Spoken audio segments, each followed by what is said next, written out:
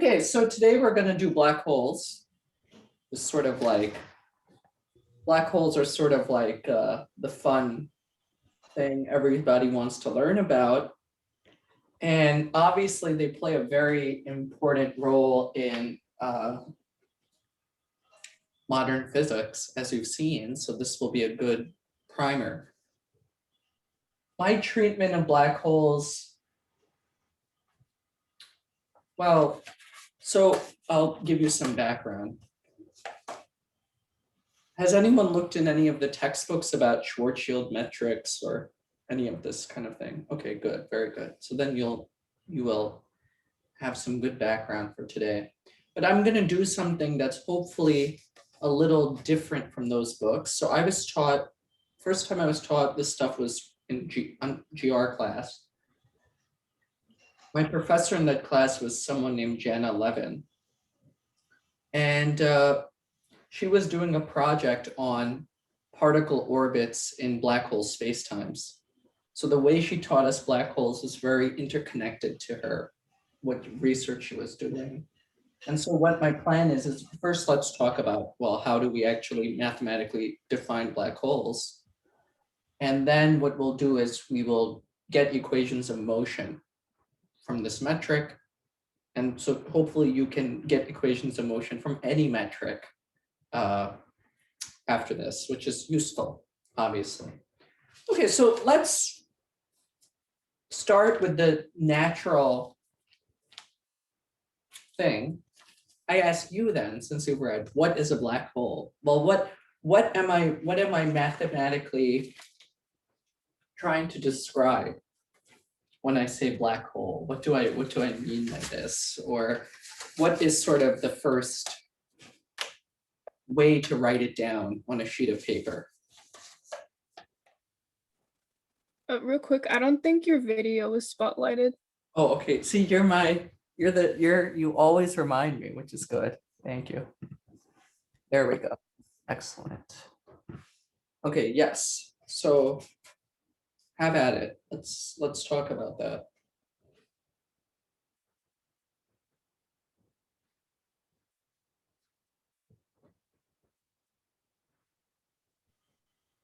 I mean, the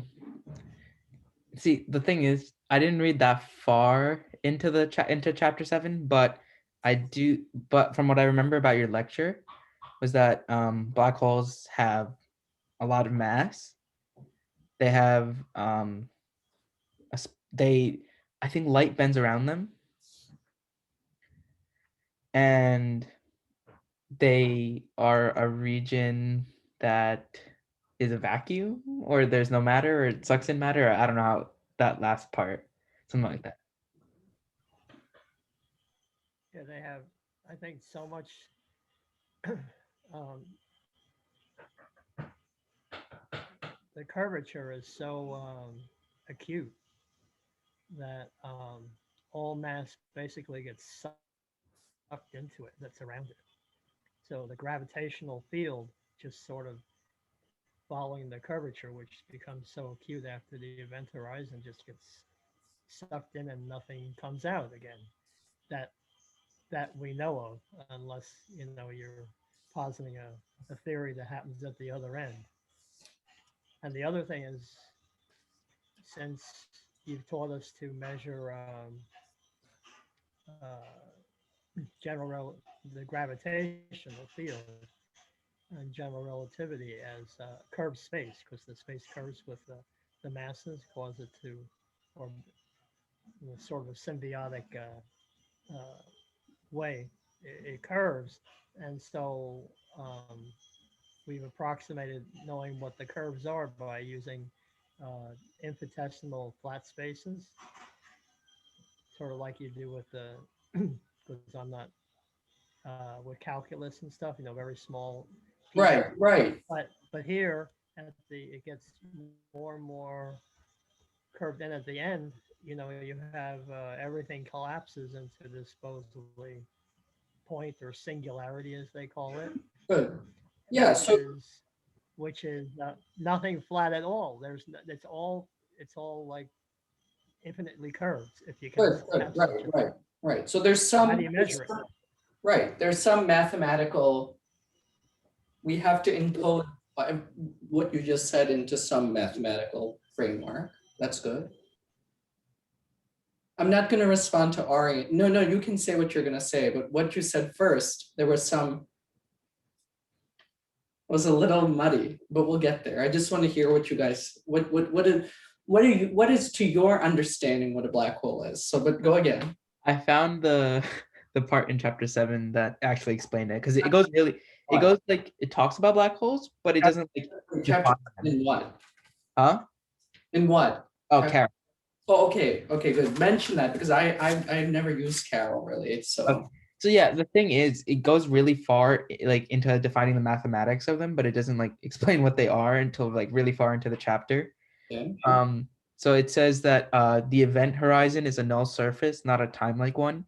Notice also that since nothing can escape the event horizon, it is impossible for us to see inside. Thus the name black hole. Okay. A null surface. Okay. We'll see what that means. A null surface is just a surface of constant, wait, I have it down. Constant T and constant R. That's a null surface. Spatial slice. Okay, anybody else?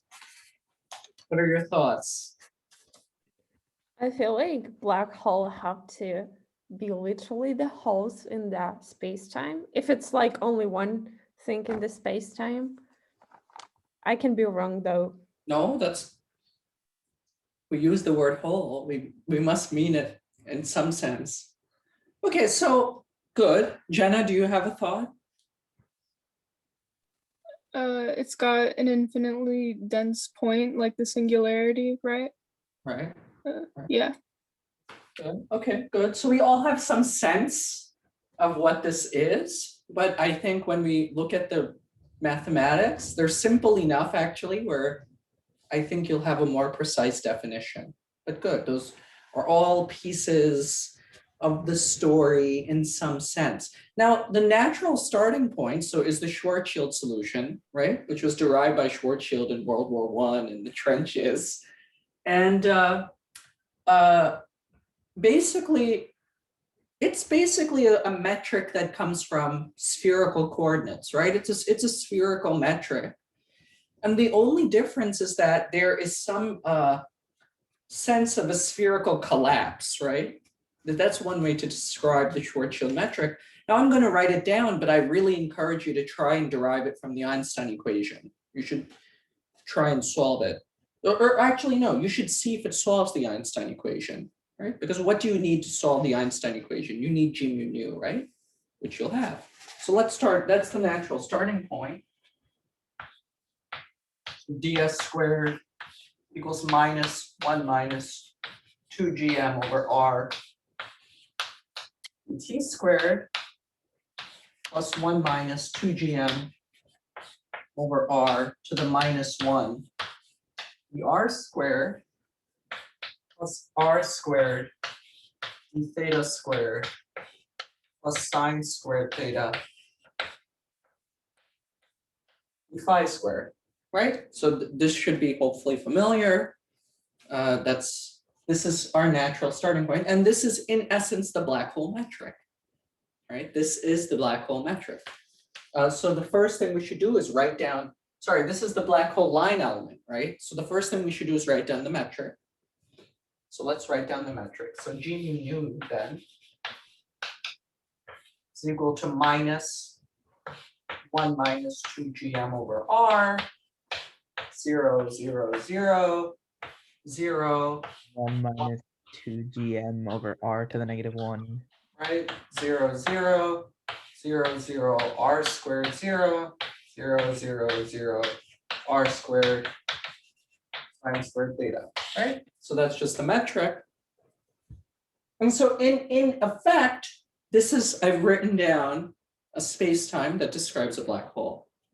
Okay, but why? Why is this a black hole, right? Like now we should, does anyone want to tell me? Maybe you've read this, so this is good because we have some background. So And before we do that, any null surface or any surface with constant t and constant r, we can simply write it as some d sigma squared equals d omega squared, where d omega squared is just all of this radial stuff. So r squared d theta squared plus r squared sine squared theta d phi squared, okay? And you've probably seen this notation, right? D omega just is for all the, I'm gonna stop writing all this radial stuff because it's always there. So, okay, so this is for a constant slice. Constant t and constant r. Okay, so does anyone want to tell me why this is a black hole metric? What makes me, what compels me to say, okay, this is about, okay, first of all, G is Newton's constant, right? That's the first thing. And M is just the mass, okay? The mass of the black hole, or the total mass, okay? Actually, the mass of, that's sourcing all of the curvature, right? So why is this a black hole? I mean, the interesting stuff is happening in T and R.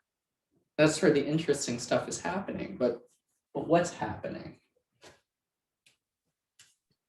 It's like where the singularities happen. That's correct. So where are the singularities? Like obviously it's zero, just like at r equal to 0, right? Well, yes, so okay, good. So that is one singularity. Is that r equals 0? Sure. But that's in some sense a trivial singularity. That's really a it's really a coordinate singularity, right? In the sense that we it's there, but it doesn't really tell us anything too interesting. But you're correct, that is one singularity. Where's the second singularity? Where like 2g mass Say that again? equal to r. R- Like, right, or more precisely as r goes to 2gm. Yeah. Okay, and this is the Schwarzschild this is the main singularity. Okay, where 2gm is the Schwarzschild radius, right?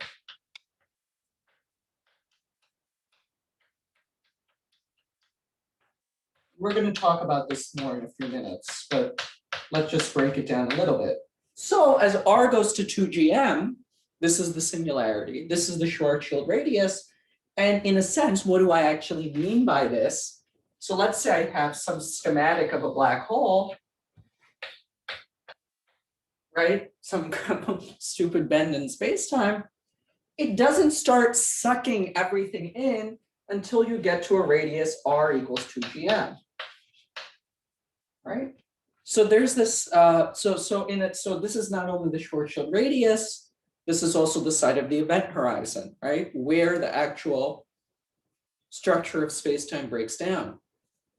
Now, what's very interesting is that people think that black holes just suck in everything around them. They don't. You actually have to get pretty close to get sucked in. Okay. So this is also the event horizon. So this is a very important sort of limit. But let's talk about it even more. Like what is actually going on in the line element? So can someone tell me what's going on to the time component of my line element as r goes to 2gm? So what's going on to t, the t component of this metric? It's getting closer to 0. Yes, exactly. So there's some sense in which time is just infinitely slowing down in this metric as you approach 2gm, right? And what's going on to r?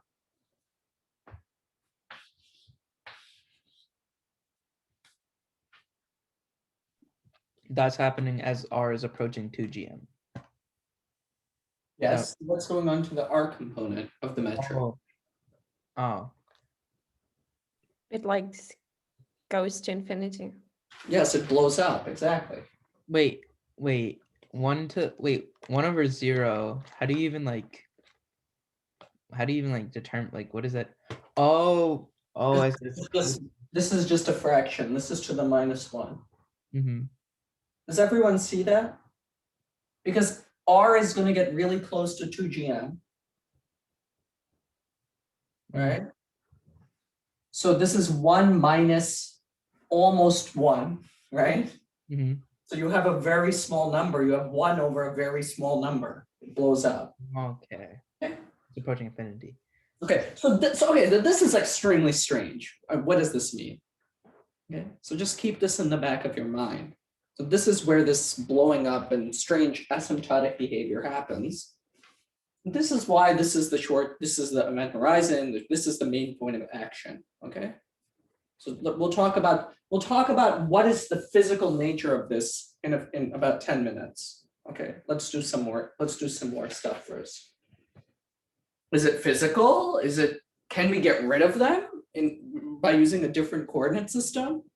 And you probably guys know the answer is yes. You can get rid of one of the singularities, namely this t goes to 0, and namely this r goes to 0 are coordinate singularities that you can get rid of by changing the coordinate system. The singularity you can't get rid of is r goes to infinity. That's the nature of the space-time. That's what you get that's what you get with this sense of infinite curvature. But we'll come to that in a few minutes. Okay, can I erase?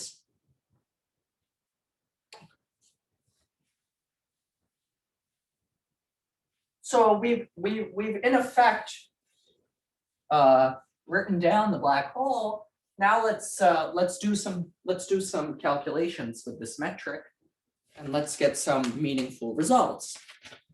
Okay, so let me just rewrite it again.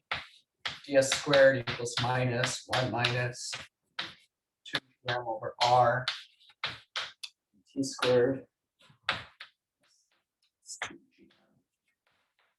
over r to the -1 r squared plus r squared theta squared plus sine squared theta phi squared. Okay, so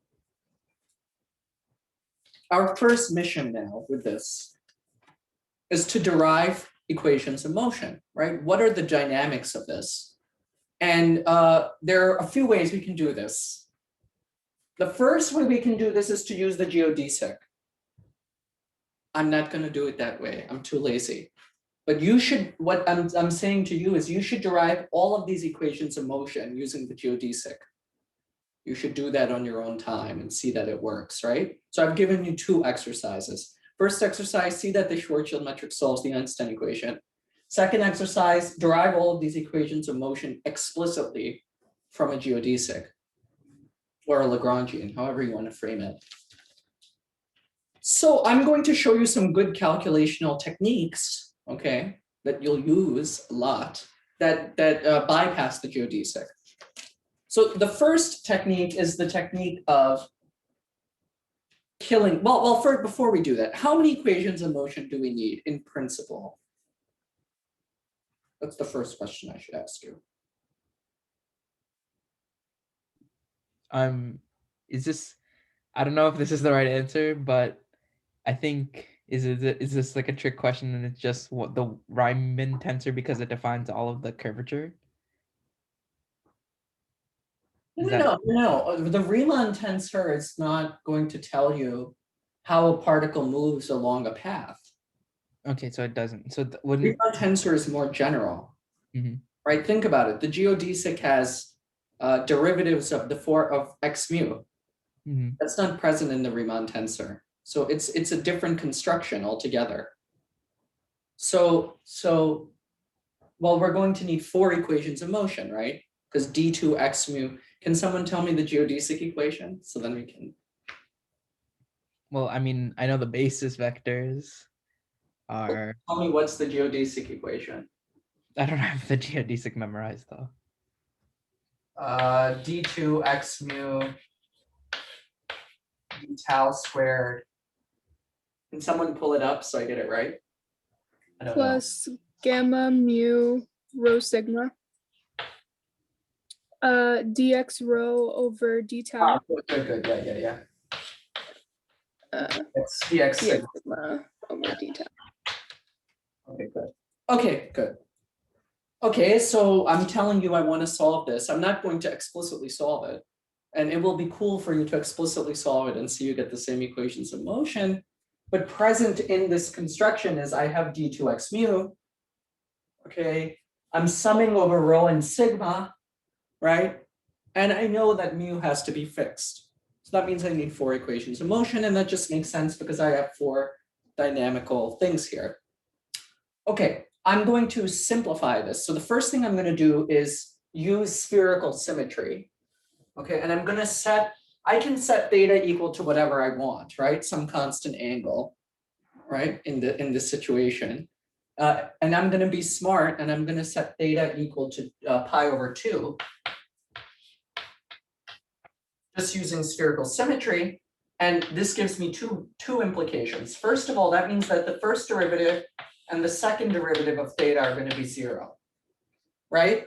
Because it's a constant. I made it just some constant angle on the sphere, right?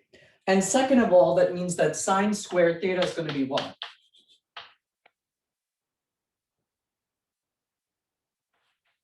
What will sine squared theta be then, if I've set theta equal to pi over 2? 1, exactly. Good. So sine squared theta is just 1. Okay. So that's my first. So I've gotten rid of the, what would this be? The mu equals 2 equation. For mu equals 2, I use spherical symmetry. Fine. Okay. Good. Let's do mu equals 0, mu equals 1, and mu equals 2. Okay. So there's a special kind of vector in general relativity, differential geometry, called a killing vector. Have any of you heard of this? Oh, wow. Okay, good. So killing vectors are vectors that come from symmetries in the metric. And you'll see what I mean when I use that. Okay. So I have, by the way, there are other killing vectors other than what I'm going to show you. This is just a very simple way to do it. In fact, you can derive them in a very different way, but this is the best way. I have a killing vector. I have a killing vector in my metric when none of the components in my metric depend on that variable of interest. What do I mean by that? What dependencies does my metric have? Does it have an R dependence? Yes, right? Because this term is R dependent, this term is R dependent, and this term is R dependent. But yeah, it has an R dependence. All the terms are R dependent, actually. Does my metric have a T dependence? No, right? None of the terms in the metric vary according to T. Okay, so that means I have a killing vector, zeta T, and that equals 1, 0, 0, 0. We put a 1 in that place. You'll see how this works in a minute. Can someone tell me the other killing vector based on this description? So I have 2 of them here. So and then tell me its construction.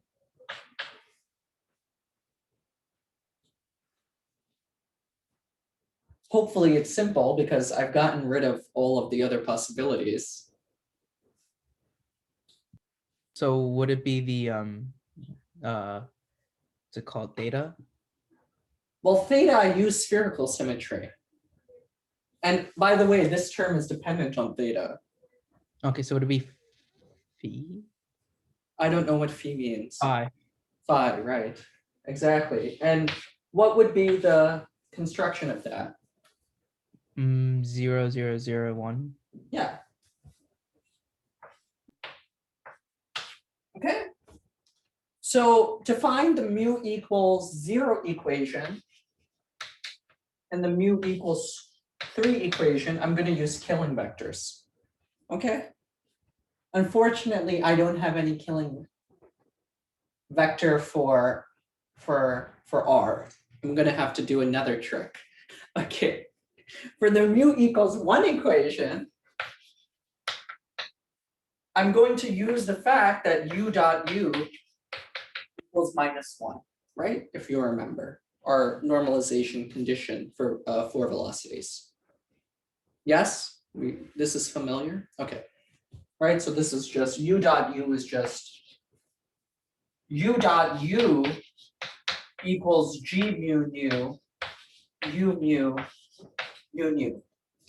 Right, brings the metric with it, and now if I solve this, I'll get another equation. We're going to do all of these. So this is a very important exercise because you're getting equations of motion without running through this thing. These are tricks you should know. But I want you to do the hard work through this, calculate all the gammas, and see if you get the same result. Okay, so let's derive the equations of motion, shall we? Based on these arguments. So I'll have you derive one as well. Let me think. Let's see which one I want you to derive. Wait. Okay. So I'll do the mu equals 0 equation, okay, to show you. So let's just first of all, mu equals 2. Again, we use spherical symmetry. Okay, mu equals 0. Now you're probably saying, how can I use the killing vector? Right? What is the way to use the killing vector? And it's a very simple procedure. Now, instead of taking u dot u, by the way, all of this stuff you can look up and find proofs for, and I'm not going to go through all of them. You should just know how to calculate things right now. So the mu equals 0 equation, you can take u dotted with the killing vector, and that will give you an equation of motion, and that will give you some constant. Okay, and actually this argument can come straight from a Lagrangian or the Euler-Lagrange equations. You can look it up. So if you want to make a little note, this comes from the Euler-Lagrange equations, this kind of idea. Okay, so shall we solve the mu equals 0 equation? Let's do it. So u dotted with zeta t equals what? Well, first of all, u mu is a 4 vector with these components, t dot, r dot, theta dot, phi dot, right? Okay. So u dotted with zeta t, if I want to write out the whole explicit thing, well, it's going to, first of all, it's going to be g mu nu, u mu, zeta t mu, right? Do I have to write out the whole sum, or do we see that I'm only going to get one contribution? The only contribution I'm going to get to this sum is g0, 0, u0, zeta t 0, right? Because zeta t1 is equal to what? 0. Right, zeta t2 is equal to 0, zeta t3 is equal, so the whole rest of the terms are equal to 0, right? It would only apply at t0. Yeah, so now g00 is minus 1 minus 2gm over r. Okay, u0 is t dot, and I'm saying that that equals a constant. Mhm. Okay? And it turns out that that constant is what we call an energy.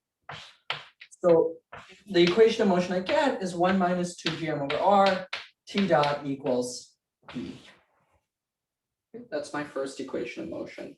Mhm. Oh, and then we could do the same thing for mu3. Yeah, so give me the mu3 equation. So it would be Do that. Wait, let everyone do it. okay. I'll give you a minute to do the mu equals 3 equation. Okay.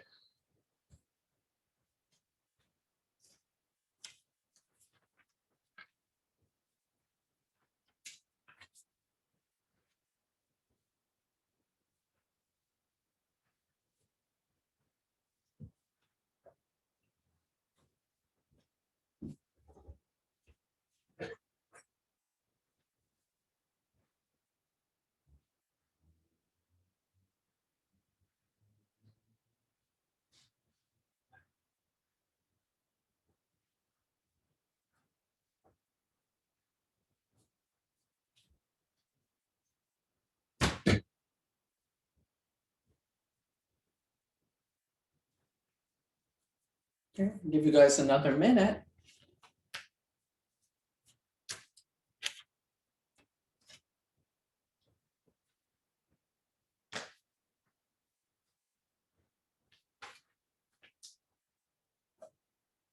Can I erase this top bit from you, 0 and me? Okay, yeah?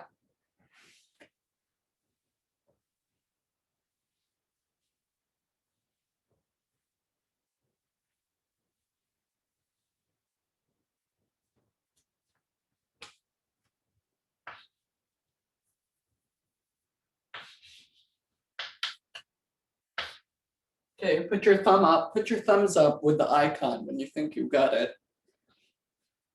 Okay. Good.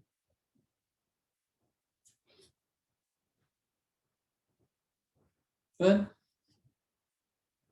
Okay, so you should get something that looks like phi dot equals L, my constant, over R squared, where L is some angular momentum. Yeah? Does everyone see that, or do you want me to work it out? I can work it out too. Are you sure? Can you work it out? Sure. You can, that's fine to ask. So let's work it out. So remember, mu equals 3, I'm using a killing vector. So I'm using zeta phi dotted with u. Is this okay? So this is equal to g mu nu, u mu, zeta phi mu, right? I know that zeta phi is equal to 0, 0, 0, 1.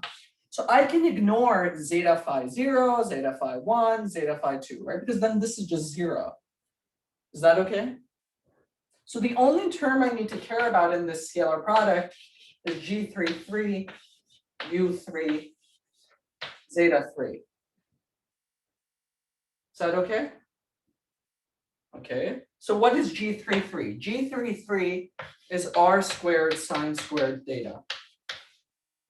Yeah? U3 is phi dot. Yes? Zeta 3, oh no, yeah, zeta 3 is 1. Okay? And remember, I'm saying that this guy equals some constant. We'll call it C. Actually, we'll call it L for angular momentum, because that's what we call it. This is just from classical mechanics. Okay, remember, I said that theta equals pi over 2, right?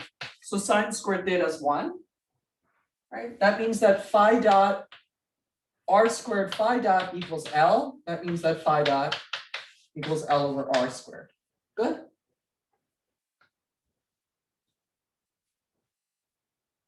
Is this okay, Jenna? Okay. Very good. Okay, you guys do the u equals 1 equation now, and then you'll tell me what it is, using that u dot u equals -1. This is a very more annoying one, but it's the same principle, and then I'll tell you what form you should get it into. That's your third exercise. I'm giving you a lot of exercises today, which you should do, okay? Okay, can I erase the board? Okay, good.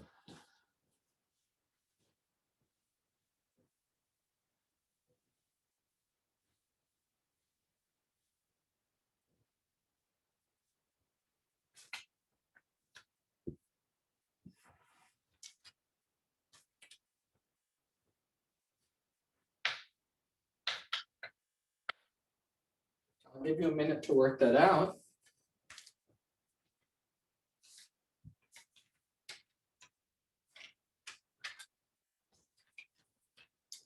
I'm not going to do Kerr black holes today. We'll do that next time, or you should read, actually you read about Kerr. I want to do gravitational waves next time, so you could read about Kerr black holes. It's the same thing, it's just a different metric and a different, it's the same ideas.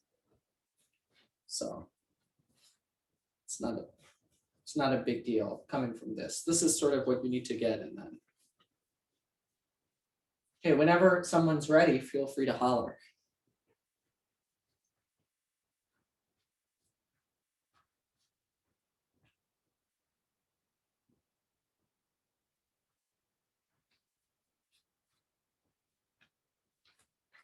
Was this exercise in Carol doing this or?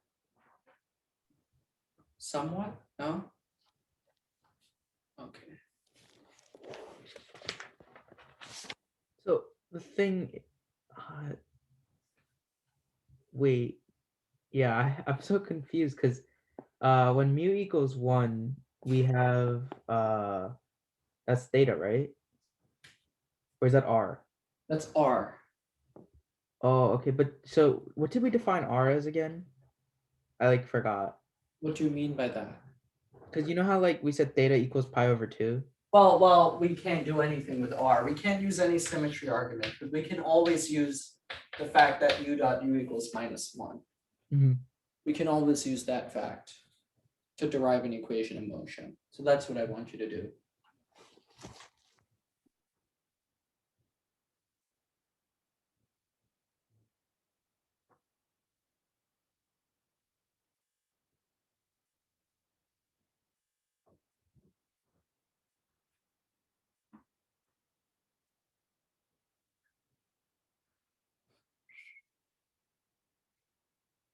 Whenever you're ready, we can work it out together if it's confusing.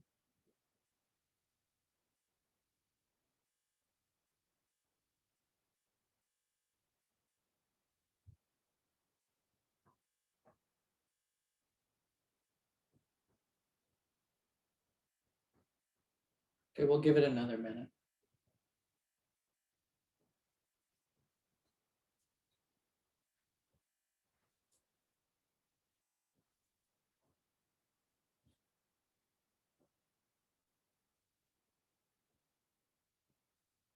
Who's gonna come to the rescue? Who's gonna holler? I've been there. I've been in high school. I know how it is. Well, Can I'm we in work it class- out? Huh? I mean, I kind of wrote something, but Okay, so let's do it. What did you write down? um, What did you write? I'm not sure how to read the symbols. I'm sorry. Well, you have to try because you have to get used to it. Yeah, so I absolutely don't know how to read it. I'm sorry. Like this thing, similar to E Yeah, equal to G11. If it's, that's one term, right? yeah, multiplied by U1. Yeah. So let's write this down explicitly. So this is just G mu u mu equals -1, and then this is just G00 u0 plus G1. By the way, this is only because it's a diagonal metric. If it was not diagonal, then I couldn't just be so cavalier, but I could because you know what metric components are there. U2 plus G33 U3 equals -1. Yeah? So now can we can we come up with it?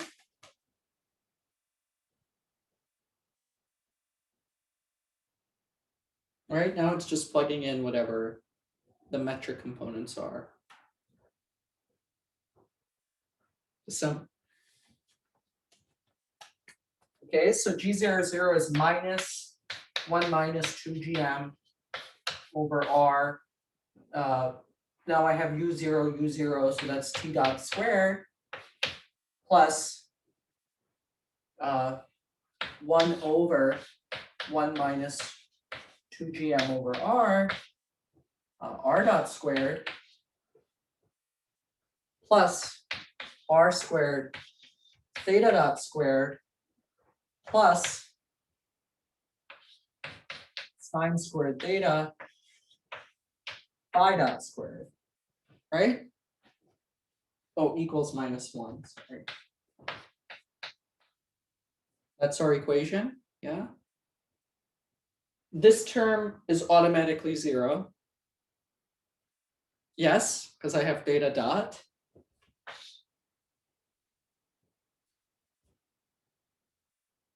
Right? So now let's do some more algebra to this. So my final equation, so minus 1 minus 2gm over r dot squared plus 1 over 1 minus 2gm over r dot squared plus sine squared theta I dot squared equals -1. You know what? I'm going to give you these exercises in our little research document so you can solve them as a group. I think it's important. I want to make sure we're all getting this stuff. And so this is kind of like a very weird form to put it in. Let's do one, you know what, whatever, you'll do it. I'm not going to say anything else. I'm just going to put it in the final form. So the final form that we write this in is 1/2 r dot squared plus v is this curly e. So what is this? So where VEFF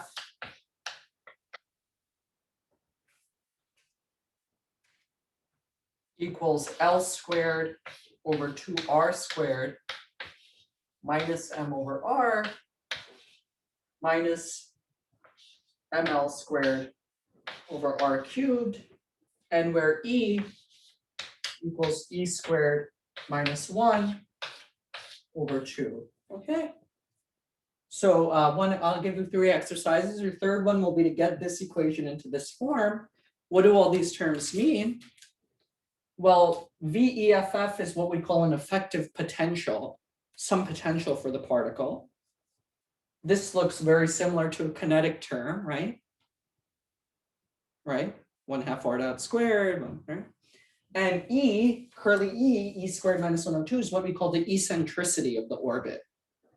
Right? So there's some you should look this up. This is a very famous, and this is I actually, 2 years ago, I was also working with a high school student. I think he went to Stuyvesant. Where's he? I think he's at Cornell now studying physics. And he was doing a high school science fair. And they let them do theoretical physics projects. I think he was the only one who did it. And what we did was we derived these equations, right? So that was in the paper. And then he integrated orbits, particle orbits in Mathematica, and he showed all the different eccentricities and all of that. He made all the, so that was cool because I didn't know any of the code. He figured it out using some integrator. So that was a very nice project we did. I can ask him if he still has the paper. I lost it. Okay, so this will be exercise 3. I'm going to make a note for you guys, and you can put those answers next week.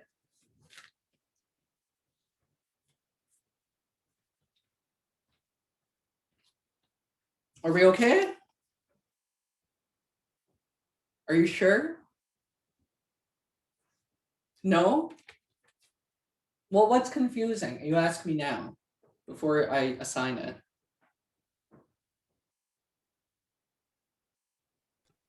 I just need more time too. Okay, that's Very fine. That's fair. Okay, can I erase the board? Okay.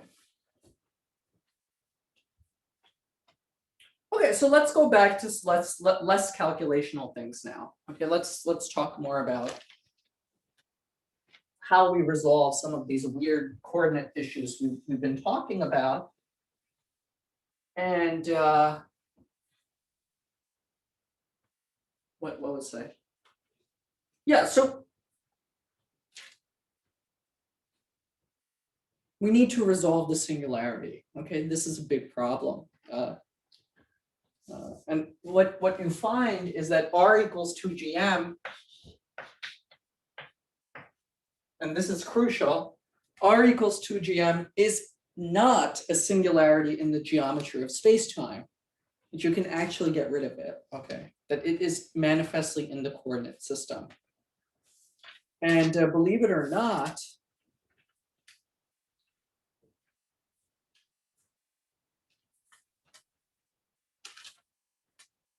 hold on, let me just make sure I have the right coordinate I want to show you.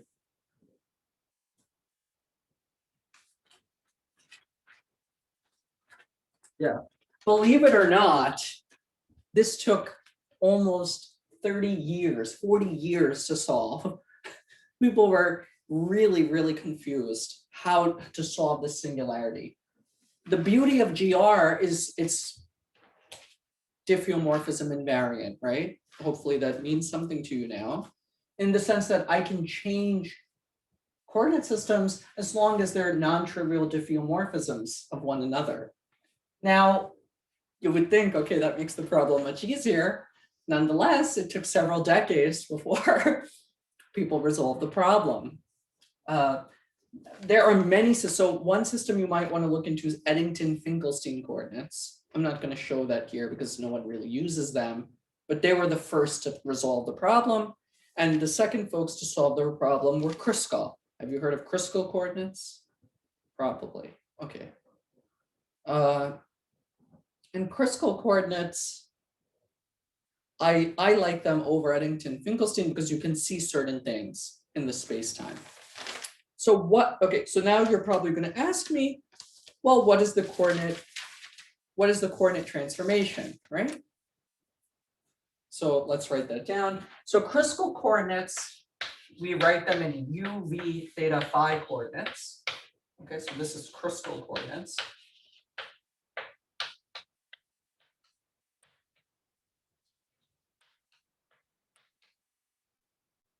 And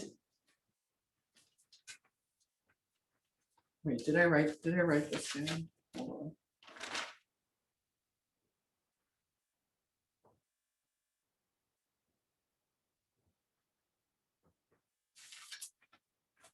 Okay, good. So once I write down the Kruskal coordinates, you get to tell me what is the physical singularity, okay? Okay, and what is the coordinate singularity? Okay, so what's the transformation? Well, theta and phi stay the same, and u is a coordinate we define in the following way: r over 2m minus 1 to the 1/2 e to the r over 4m cosh e over 4m, and v equals r over 2m minus 1 to the 1/2 e to the r over 4m sinh e over 4m. And this is for r greater than 2m. If you want r less than 2m, then the sinh and the cosh's flip.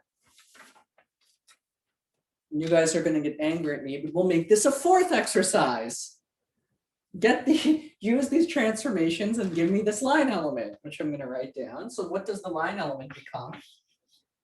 You get ds squared in Kruskal coordinates equals 32 m cubed over r e to the minus r over 2m minus dE squared plus du squared plus d omega squared. Okay. Notice there is no singularity at r equals 2gm. However, there's still a singularity at r equals 0. That is physical. You can't get rid of that.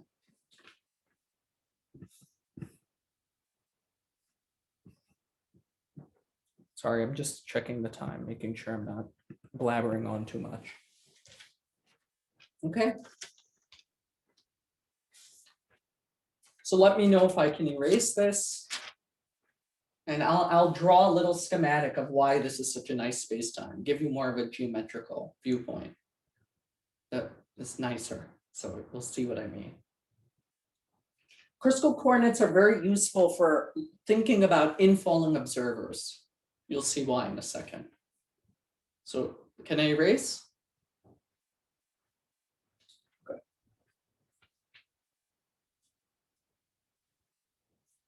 Okay.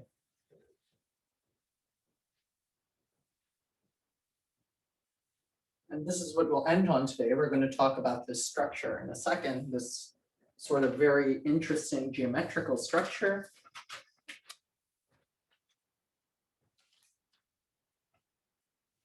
So again, ds squared equals 32m cubed over r, the minus r over 2m minus dv squared dv squared.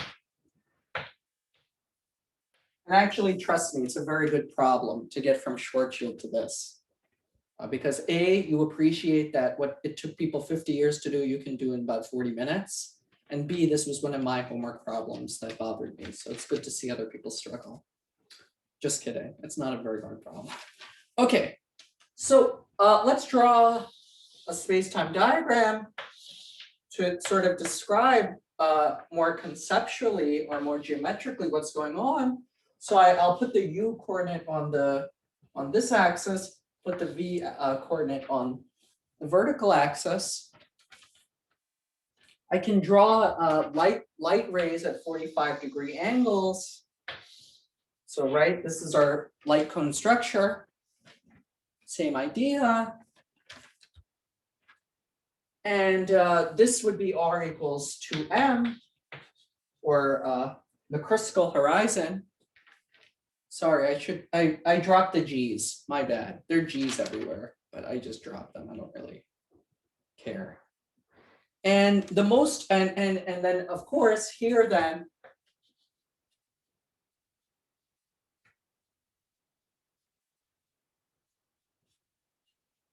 I would have some singularity, right?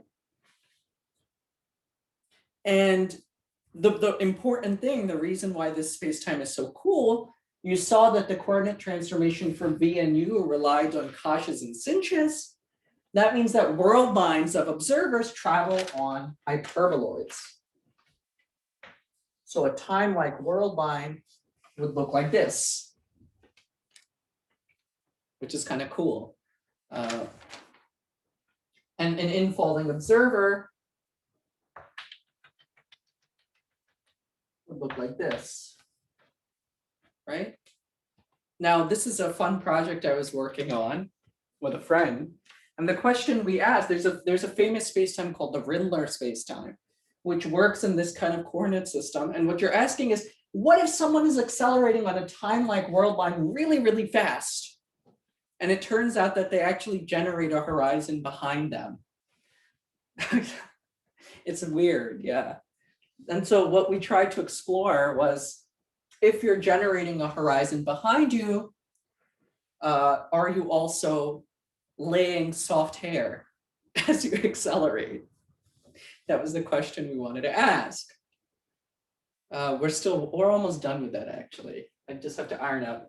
Looks like, yeah, it looks plausible, but of course, who cares? It's just a fun little theoretical project. Can you be a soft hair plant if you move fast enough?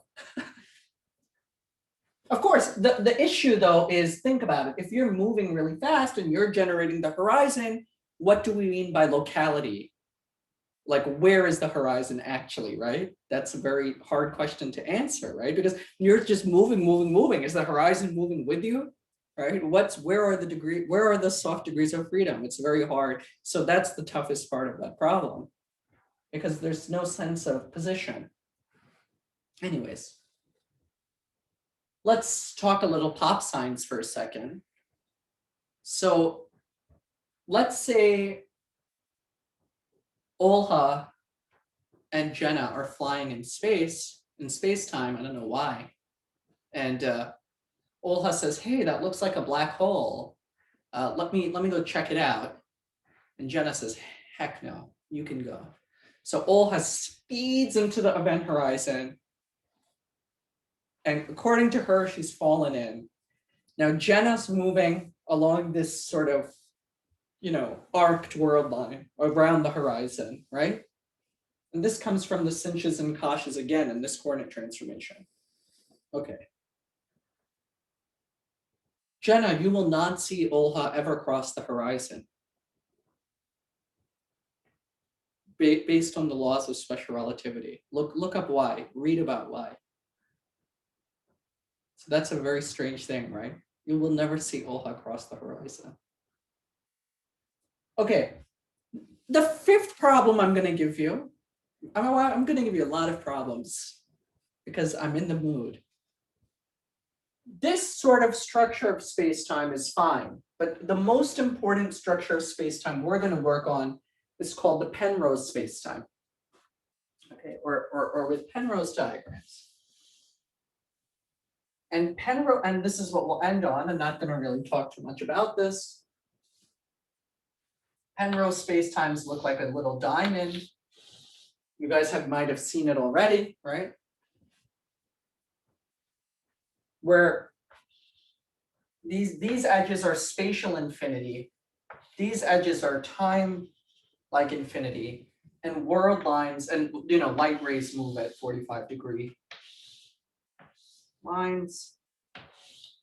And world lines sort of move along these bends from past infinity to future infinity, time like infinity. Okay, this turns out to be a very, very, very nice space-time to work on the kinds of things we're going to work on. We'll all be in this sort of regime. I'm not going to label it. You'll see when you read about it. Okay, very good. So we've done black holes. Yes. So next time we'll do gravitational waves, and after that we'll do cosmology, and we'll be done with our little brief GR for A. Okay, I'm gonna send you guys some problems for next week, along with the spinor helicity, but you can take as much time as you want on that. I don't care.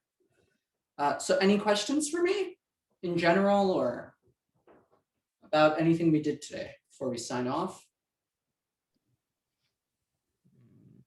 So, like, when we were finding like the formulas for when we were finding like one sec, I'll explain my question. So, like when we were doing like the formulas for each of the coordinates, like for like when u equals 0, u equals 1, u equals 2, u equals 3, what were we like?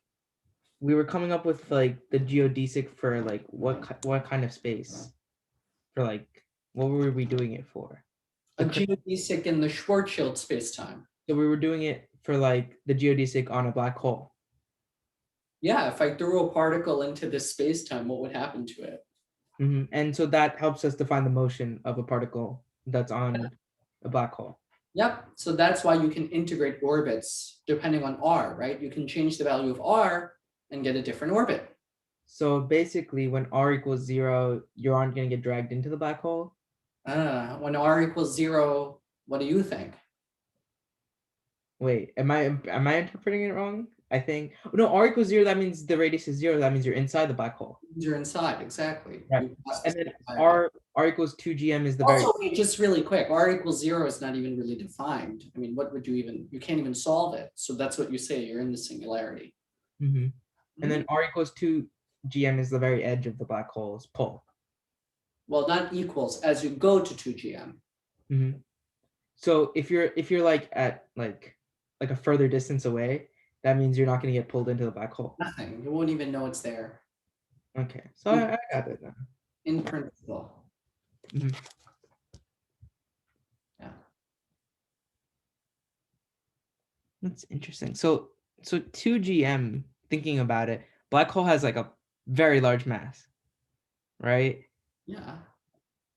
What would that number even like be like? But it feels like it's not that big. Yeah, because I haven't written down anything for M. I just wrote a letter. Yeah, I mean, I can't imagine. Like, if I actually wrote it down, you'd be very confused, and not confused. Then you'd be taken aback. But I didn't feel like writing a big number. Because like G is very small, right? So 2 times a small number. Yeah. Yeah, 2 times like a small number times an M that I don't know the size of yet. So what? Well, look up your favorite black holes. Find out their masses. I don't know. Center of the Milky Ways. Yeah, Sagittarius. What are the Sagittarius, A star, right? What's the other? M87, right? The one with the Event Horizon Telescope. Look up your favorite ones, the ones you have some affinity for, and find out their mass, and then just see. Well, first see if they're Schwarzschild black holes. Maybe there's a better space-time that describes those black holes. Oh, okay. Massive. Maybe they're spinning.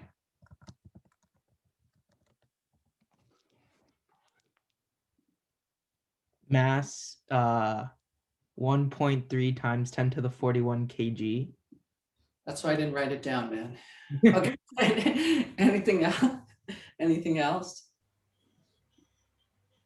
It's only 1,300 astronomical units, which I mean it's a very large number, but it's not impossible to think about. Lost me. You've lost me at units. I don't. Oh, you know AU, like astronomical units. That's like I think that's like characterized by the distance from the Earth to the Sun. It's like that's like one astronomical unit. So it's 1,300 of those is its pull apparently. Wow. Yeah. Yeah. I mean, I don't even know any of those units. I work in God units. H bar equals C equals 1. That's it. I work in God units. Yeah, because you don't have to think about the actual number. Yeah. Kyle, is the only way that black holes are known to form is because of dying stars? Yeah. Yeah. I mean, that's a very loaded question. So all of the black holes, contemporary black holes, they can form by dying stars, so supernova, right? And the rebound from that supernova, right, creates this pull. They can form by two colliding dense objects like neutron stars or something like that. However, your question becomes very interesting when you talk about primordial black holes, ancient black holes, right? That are very, very, very old, close to the age of the universe. This is a very active subject for astrophysicists. And we don't know how they formed exactly. We don't know. Some people think it might be a link to dark matter or dark energy that has caused these primordial black holes to form. So that's an open question. Also, there's many implications of black holes with regards to galaxy formation.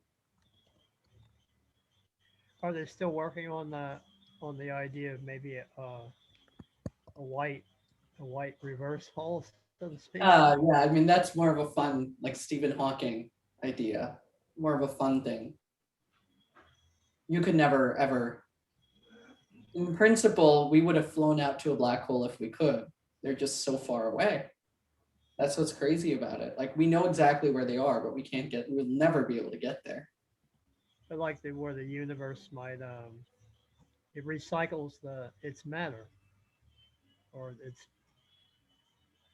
particulate energy, whatever you want to call it. Yeah, It's waveform / particle energy. it's pretty crazy.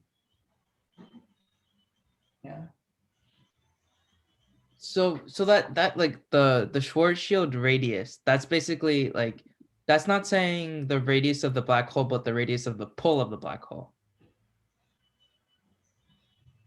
Yes, precisely. Yes, you would have to get to 2 GM away. Okay. You know what I So- mean? Yeah. So you would have to get more than 1,300 astronomical units away from ton That's 618. Okay. That's correct. Yes. Interesting. Right. That's the horizon. Right. That's where all the action's happening. Mm-hmm. So like it's interesting. Like it's like what it just stops at a certain point. It just Yeah. stops at a point. It's pretty precise from at least in this definition. Mhm. That's why. Okay, I'll give you a good example. Let's say I blew up the sun. I blew up the sun and it became a black hole. Mhm. We would not get sucked in. Because it would just be 2 GM. I tried the calculation. No, it would not be 2 GM. It would be, oh yeah, it would be 2 GM, correct. And if you put in the mass and whatever, we would not get sucked in. Because it would be less than one astronomical unit away. The radius. Yes, exactly. So, people think like they just suck in everything. That's not actually how it works. Yeah, so ton 618 is just especially big because it's the largest known. Yep. Yeah. Oh, also, we didn't talk about quantum black holes, but I'm gonna save that for when we start doing our little project. That will be very important, the Hawking stuff and all of that. The only special topic I'm gonna add is Jenna's topic for the Hubble constant. That's it, I guess. Yeah, I'll stop recording.